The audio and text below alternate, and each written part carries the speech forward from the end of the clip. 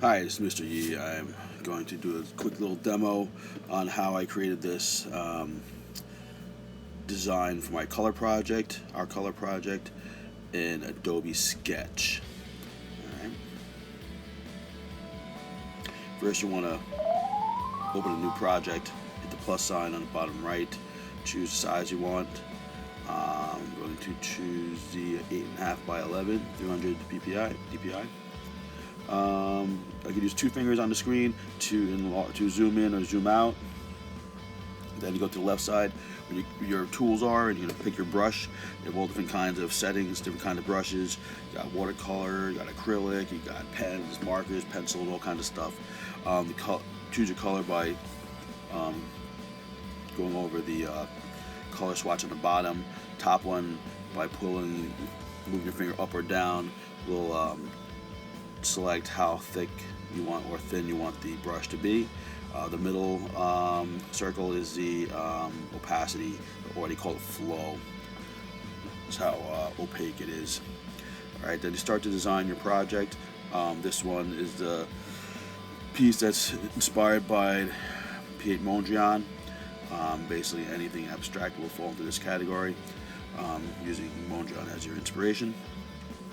You're going to put different kinds of lines, different elements, shapes, forms, create contrast. Again, I'm going to use this light blue color as my my sketch lines.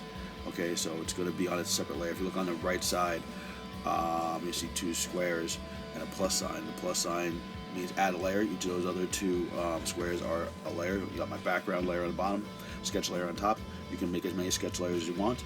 If you wanted to trace over a photograph or something like that, or another picture, you would bring in your media, on a new layer, and then you would trace over it. You can hide the layer, or you can delete the layer later. So right now, I'm creating using a ruler to make straight lines. Those tools are up on the top upper right. You'll see the shapes. You got the triangle and the circle, and you have a bunch of shapes that you can trace over the templates. You can resize them, move them anywhere you want to, and then trace over them, and it'll go over those lines. Right now I'm using a ruler. Make straight lines. You can move them any way you like. Okay, here's where I choose the shapes as my templates. Upper right, like I said, you have all different kinds. You got circles, triangles, squares, diamonds, all kinds of templates. You can use the trace, change it up, use your two fingers to resize the templates. Remember, contrast is the principle of art. That is a big difference between two or more elements.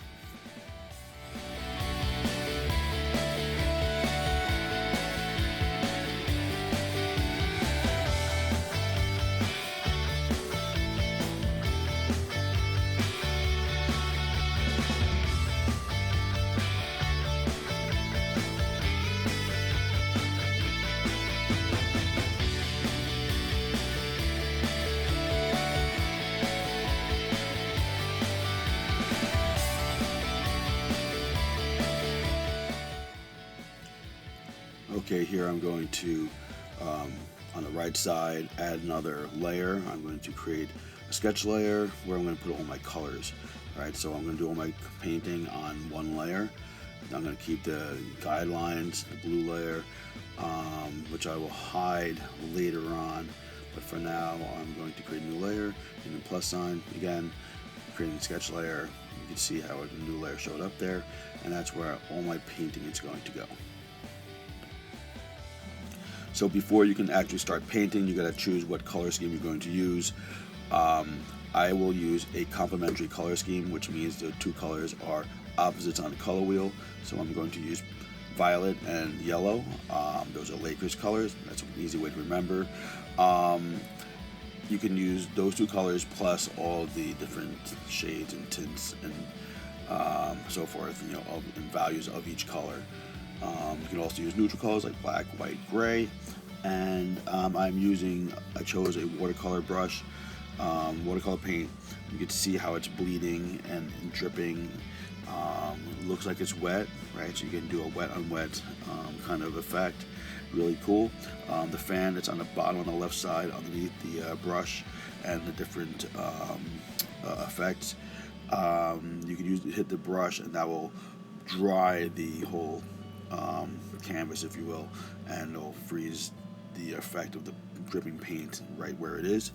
Really cool brush. So experiment, play around with this stuff, because a lot of cool effects on it.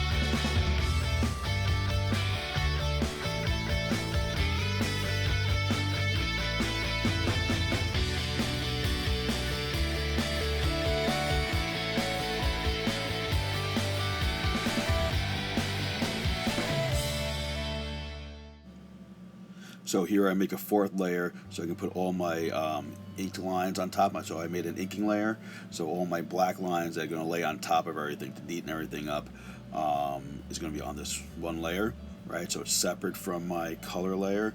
I will eventually get rid of the blue layer, right, the guidelines. Change my brush around, so I'm using acrylic paint, black acrylic paint. Change my brush, change my thickness, and this layer will now lay on top and pull the whole thing together.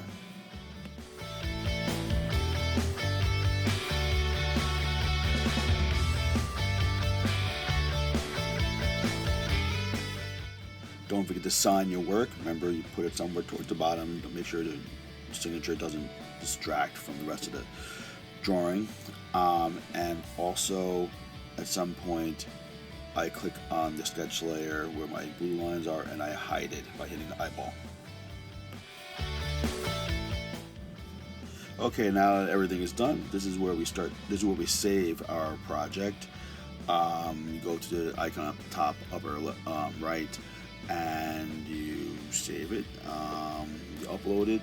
You can put it on in your Google Docs, your Google Drive. I'm sorry. Choose the account you want to put it in. Hit upload. Or you can save it as an image to your iPad.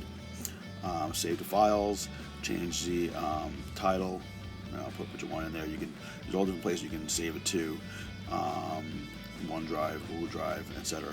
But I'm going to save it to my iPad. Just change the title, make sure your name, I always put my name in the title of the files. This way it's easy to find. If you ever lose it, not sure where you put it, you don't remember what folder you put it in, you can always go to your Finder and type your name, and then all the different files with your name in it should come up. Alright, I always put the name of the project in there, so I can easily find it later on, because I forget what I name things after a while. Okay, and you also get this option to have a time-lapse video like you saw in the beginning of this video, which is pretty cool. So thanks for watching, and good luck with your projects.